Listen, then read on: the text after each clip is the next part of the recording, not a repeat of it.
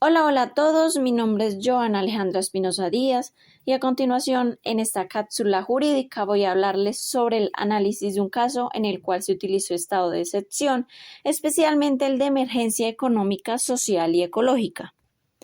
El caso trata específicamente sobre el presidente de la República que en ejercicio de sus facultades constitucionales decidió decretar un estado de emergencia de acuerdo pues a una situación de pandemia que estaba ocurriendo en el momento.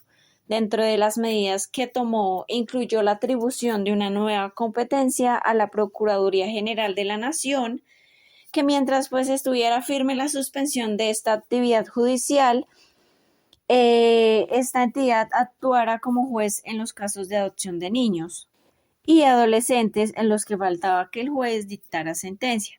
Pues como consecuencia, la Procuraduría dictaría pues las sentencias que permitirían que estos niños, niñas y adolescentes salieran del país con sus padres adoptivos. De acuerdo pues a este caso, este tipo de excepción, primero que todo, se utiliza cuando hay problemas graves que amenazan el orden ambiental, social o económico del país. Se puede proclamar en situaciones como crisis financieras, desastres naturales o pandemias. Está establecido principalmente en el artículo 215 de la Constitución Política. En este caso, el presidente profirió decretos legislativos. Decreto declaratorio: a partir de este decreto, el presidente declara el estado de emergencia con un límite de 90 días por año.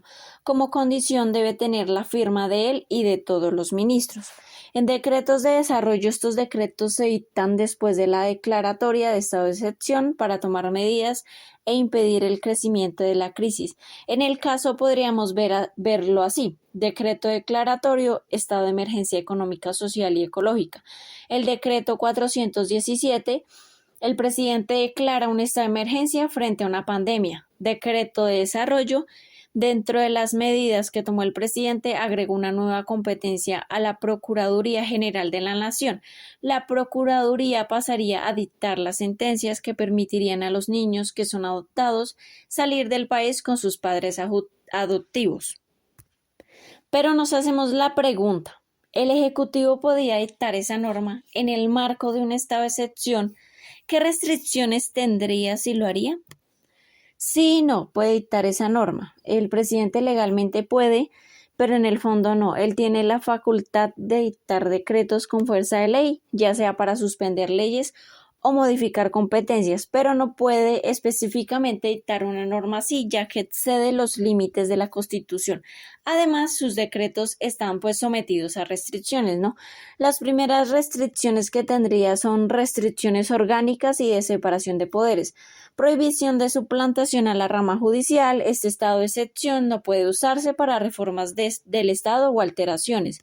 Respeto al juez natural: toda persona tiene derecho al debido proceso y que se le juzgue por un juez o tribunal directamente. Como segundo punto tendríamos las restricciones de derechos humanos.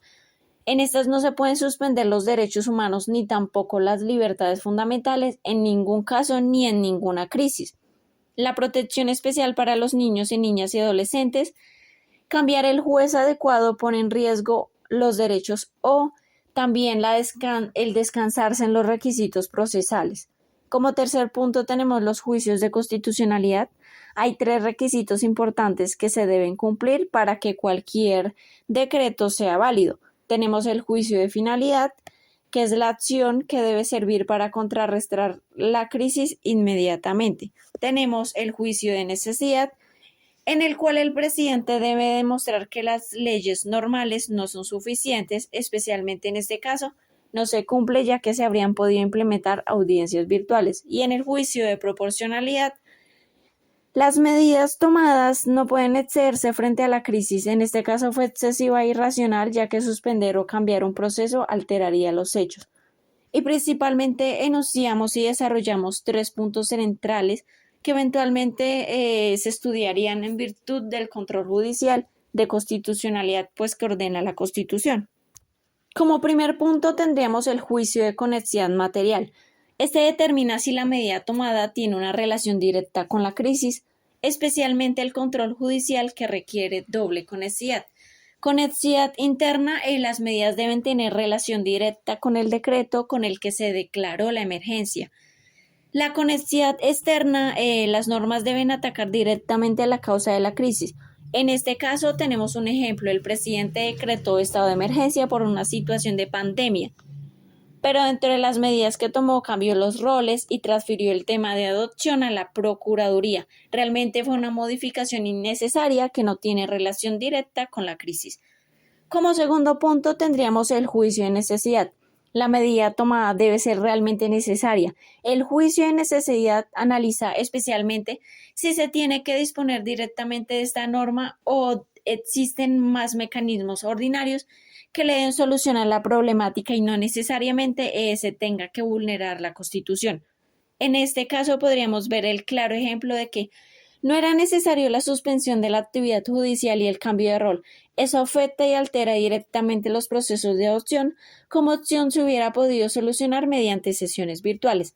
Y como tercer y último punto, tenemos al juicio de no contradicción específica. Las medidas tomadas no pueden irse en contra de la Constitución y de las leyes especiales. Específicamente, el control judicial se encarga de verificar que no haya una eliminación o alteración de la estructura del Estado. En este caso, se vulnera y altera el principio natural, ya que es el presidente el que le otorgó ese rol a la Procuraduría. Muchísimas gracias.